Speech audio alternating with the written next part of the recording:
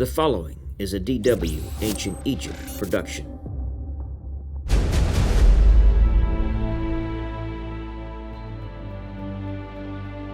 With Mentuhotep II, the country is again united. The First Intermediate Period ends and the Middle Kingdom begins in 2055 BC. After unifying the country, Mentuhotep II spent the rest of his long life returning peace and prosperity to Egypt, which they had not experienced in over 200 years. South of his predecessor's Saf tombs, Mentuhotep constructed a large mortuary temple on the impressive Great Bay of Cliffs at Deir el-Bahari. The choice of this location was certainly related to the Theban origin of the 11th dynasty. Mentuhotep's predecessors on the Theban throne were all buried close by in Saf tombs. Furthermore, Mentuhotep may have chosen Deir el-Bahari because it was aligned with the Temple of Karnak on the other side of the Nile. In particular, the statue of Amun was brought annually to Deir el-Bahari during the beautiful festival of the valley, something which the king may have perceived as beneficial to his funerary cult. This temple tomb was innovative and consisted of a great stepped podium with square-cut pillars around it.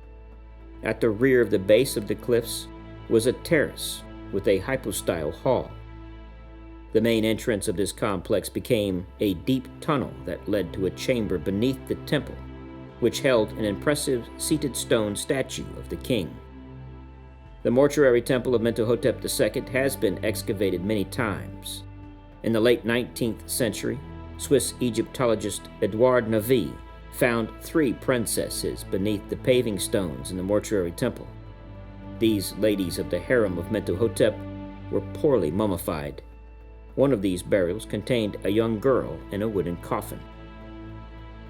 In the Middle Kingdom, people were placed on their sides in these wooden coffins.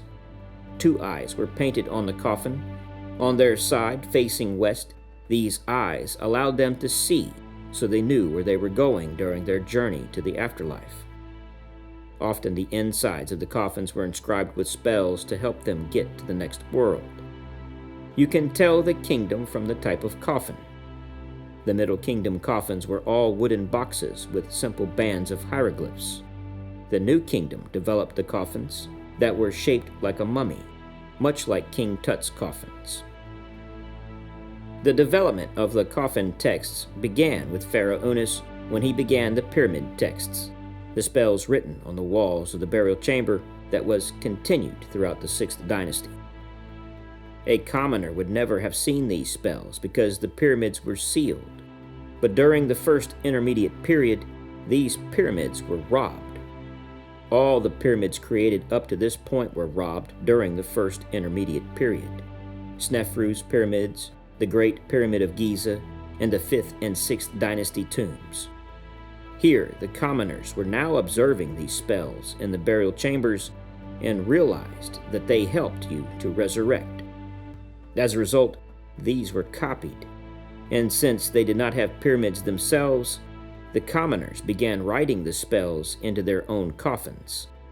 These pyramid texts in coffins became known as coffin texts, which would later become part of the Book of the Dead in the New Kingdom.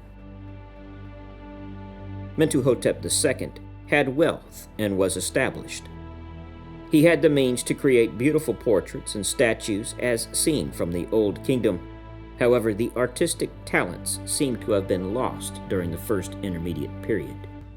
Although these statues are successful in showing him as a powerful man, they are not well made. They lack high-quality artistic craftsmanship and appear crude. The royal sculptors and studios of the past were not supported during the Intermediate Period, and, as a result, the skills were momentarily lost. Mentuhotep II's enthroned statue shows him wearing the red crown and the tight Hebsed costume. His black color features his assimilation to Osiris, the underworld god of fertility. A second statue features him standing in his Jubilee garment.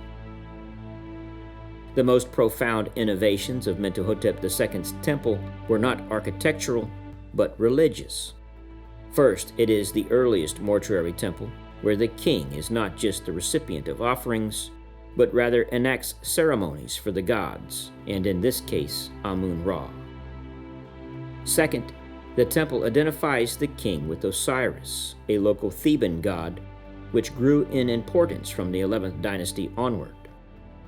The decoration and royal statuary of the temple emphasizes the Osirian aspects of the dead ruler, an ideology apparent in the statuary of many later pharaohs. One of the first war cemeteries was discovered by Wenlock in the 1920s near Mentuhotep's temple, which contained the bodies of over 60 soldiers killed in battle. They had almost certainly been killed in Nubia and brought back to Egypt for burial. At Asyut, 2 finely detailed wooden models of soldiers were found in the tomb of Maseti. These represent 40 strong detachments of Egyptian spearmen and Nubian archers. These models provide an incredible view of what the soldiers used in battle and how they dressed. Another amazing find was the tomb of Mentuhotep II's chancellor, Meketre. The burial location was near Mentuhotep's mortuary temple and built into the cliff face, like most of the other nobles during this time. Although the tomb had been stripped of any valuables and damaged in antiquity, archaeologist Herbert Wenlock discovered a small concealed chamber containing 24 wooden models representing the daily life of the Egyptians. These models are some of the most valuable wooden artifacts to have ever been found, as wood is not common to survive in the humidity of the Egyptian region. The models provide significant detail about the raising and slaughtering of livestock, storage of grain, making of bread and beer, and design of boats in Middle Kingdom Egypt.